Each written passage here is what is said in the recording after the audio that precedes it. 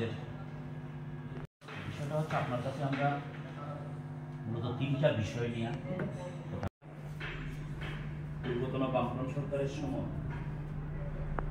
লালছড়া আপনাদের দিক থেকে দেখা, কারণ পুরসভাটা তো আপনারাই দেখেন, কোনোদিন সকালে আগে বিকালে আগে, কোনোদিন সকালে না বিকালে।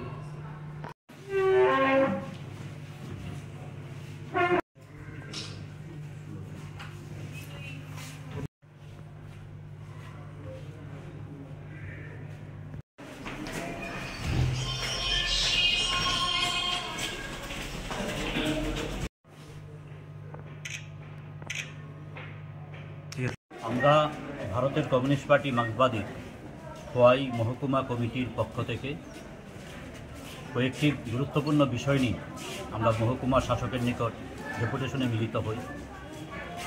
মহকুমা শাসকের অনুপস্থিতিতে ভারপ্রাপ্ত মহকুমা শাসক আমাদের ডেপুটেশন গ্রহণ করেন। আমরা প্রথমত যে দাবিটি জানাই, সাম্প্রতিক সময়ে আমরা লক্ষ্য করছি যে আমাদের খোয়াই শহর এলাকায় পানীয় জল সরবরাহ দারুণভাবে বিঘ্নিত হচ্ছে। কোনোদিন একবেলা জল দেওয়া হচ্ছে, কোনোদিন জল দেওয়াই হয় না।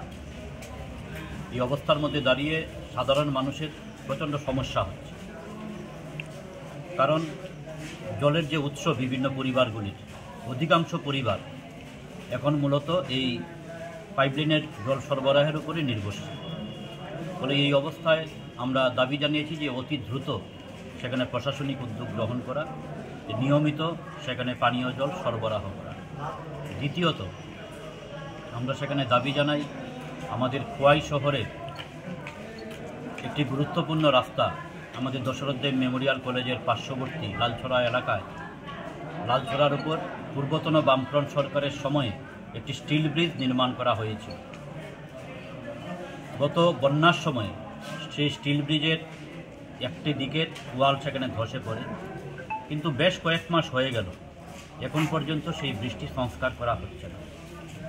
অবিলম্বে সেই বৃষ্টি সংস্কার করে পুনরায় চালু করবার জন্য, কারণ সিঙ্গিছড়া, দুর্গানগর ইত্যাদি এলাকার এটা বিরাট সংখ্যক মানুষ প্রতিনিয়ত এই রাস্তাটি ব্যবহার করে। এইরকম একটি গুরুত্বপূর্ণ রাস্তা সেখানে অতি দ্রুত চালু করবার জন্য স্টিল বৃষ্টি সংস্কার করার আমরা দাবি জানাই। তৃতীয়ত, এই সময়ের মধ্যে আমরা লক্ষ্য করছি সেখানে চুরির প্রবণতা মারাত্মকভাবে বাড়ছে।